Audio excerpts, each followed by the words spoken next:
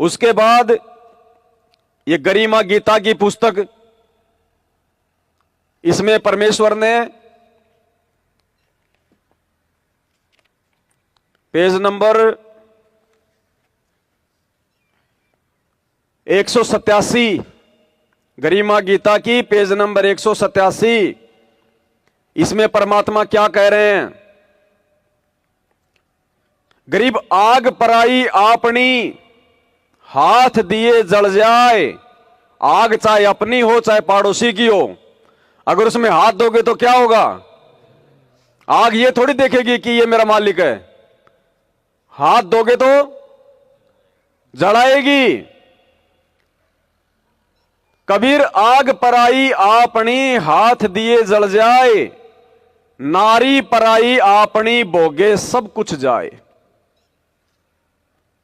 परमात्मा कहते हैं स्त्री चाहे अपनी हो चाहे किसी पड़ोसी की हो चाहे कोई पराई हो, उसके साथ यदि हम संभोग क्रिया करते हैं तो परमात्मा कहते हैं भोगे सर्वस जाए। ये अमर वाणी है परमात्मा की। अगर सतलोक के, अगर मोक्ष प्राप्ति के लायक बनना है तो, सारनाम प्राप्ति के लायक बनना है तो, सारनाम का मतलब परमात्मा, और परमात्मा उसी के हृदय में बैठेगा, उसी के अंतःकरण में बैठेगा, उसी के घट में बैठेगा जिसका घट बिल्कुल शुद्ध, पवित्र, निर्मल, निष्पाप और निष्कलंक होगा।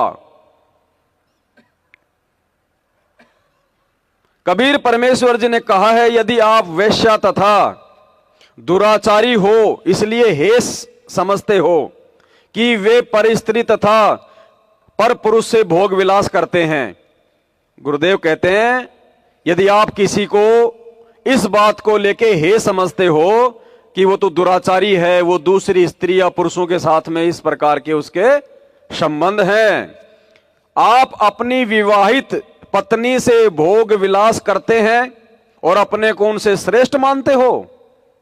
यानी दूसरों को तो कहते कि वो मतलब वेश्यावृत्ति करता है, वो दुराचार करता है, तो परमात्मा कह रहे तुम अपनी पत्नी के साथ में कर रहे हो वो क्या है? आप अपनी विवाहित पत्नी से भोग विलास करते हैं और अपने को उनसे श्रेष्ठ मानते हो। तो ये विचार करो कि यदि स्त्री मिलन करने से सब भ्रष्ट हो जाते हैं तो आप भी तो स्त्री या पुरुष से मिलन करते हो। भाई आप भी तो वही कर्म कर रहे हो, वो बाहर कर रहा है तो घर में कर रहा है, कोई बाहर चोरी कर रहा है तो कोई घर में चोरी कर रहा है, कर तो चोरी रहा है। जैसे अग्नि अपनी हो चाहे अन्य की, यदि हाथ दोगे तो जलोगे ही। अग्नि अपनी, अग्नि कोई बचाव नहीं करती। इस प्रकार विचार कर अपने कर्मों को देखो। परमात्मा कहते हैं थोड़े लिखे को ज्यादा समझो। देखो आज समय आ गया, इसलिए परमात्मा ये बातें आप और हम भाई बहनों को बैठा के करवा रहे हैं। और यही बातें यदि गुरुजी सत्संग में कर दें, बरवाड़ा में कर दें, तो लोग पता नहीं क्या क्या बातें करने लग जाए परमात्मा के लिए।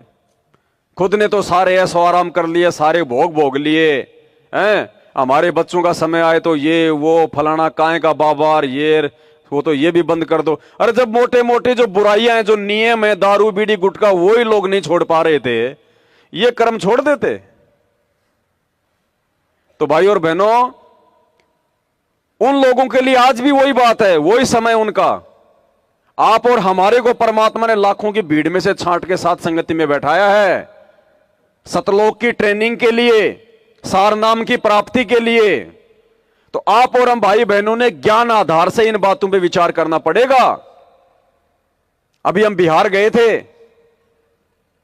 वहीं से परमात्मा का बेड लगाने की ये प्रेरणा हुई, क्योंकि उस बहन के घर में सत्य भक्ति चल रही है। 2020 में उसने नाम दीक्षा ली। एक बेटी है उसके घर में, 14-15 साल की,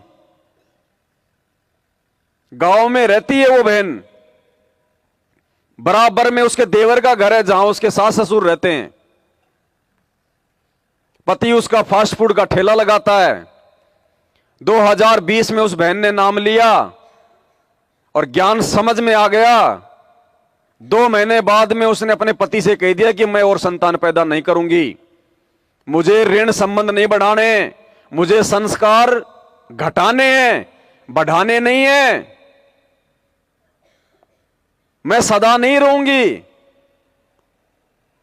बेटी को तो चलो शादी कर दूंगी, दूसरे घर चली जाएगी, अगर बेटा हो गया तो मेरे तो संस्कार बनेंगे, मेरे संबंध जुड़ेंगे, पोते फिर उसके पोते, मैं तो यही सोबरी ऋषि की तरह मैं तो मार खा जाऊंगी। और अपने पति से कहा कि चाहे आपने भक्ति करनी या नहीं करनी है, तीनों ने नाम ले लिया था कि मैं आज के बाद में आपके साथ में किसी प्रकार का कोई भी गलत काम नहीं करूंगी, मुझे अपना मोक्ष करवाना है। तो जब आत्मा इतनी दृढ़ होके कोई जब वो फैसला लेती है तो परमात्मा उसका साथ देता है। और ज्यादा उम्र नहीं है उनकी, 30 साल के अंदर अंदर है दोनों। उसके पति ने कहा कि कोई बात नहीं, आप सही कह रही हो, हमने तो अपना आत्म कल्याण करवाना है। और उसी दिन से एक बार कहने से उसका पति मान गया। ये गुरुजी का आशीर्वाद है जी, भगवान की। और परमात्मा साक्षात आते हैं उस घर में। कोई भी बात होती है, कोई भी मन में शंका हो जाती है तो परमात्मा आके समाधान करते हैं। फिर माहौल से पता चल जाता है। ऐसे घर में इतना विरोध था उस बहन ने, उस गांव का, अपनी सास का, अपने रिश्तेदारों का, अपनी मां का, लेकिन उसने कहा कि नहीं, मेरी असली मां, मेरा असली बाप मेरा गुरुजी है और मुझे तो मोक्ष प्राप्त करना है, मैं किसी के झांसे में आने वाली नहीं। और यही वो कारण बनते हैं मोक्ष प्राप्ति के। क्या कहते हैं परमात्मा? नुक्ते ऊपर रिजेगा, करोड़ों कर्म जल जाएं तुम्हारे। ये नुक्ता होता है ये। अरे माला तो सभी फेर रहे हैं, 3 समय की आरती का ढोल तो सभी पीट रहे हैं हम। वो विशेष कर्म कौन से हैं जिनके करने से परमात्मा प्रसन्न हो? गुरुजी कहते हैं तुम सोचोगे तुम अपनी भक्ति से तुम पार हो जाओगे। परमात्मा कहते हैं लाखों लाखों साल माला फेर फेर के जा लिए लोग, सब यही धक्के खा रहे हैं।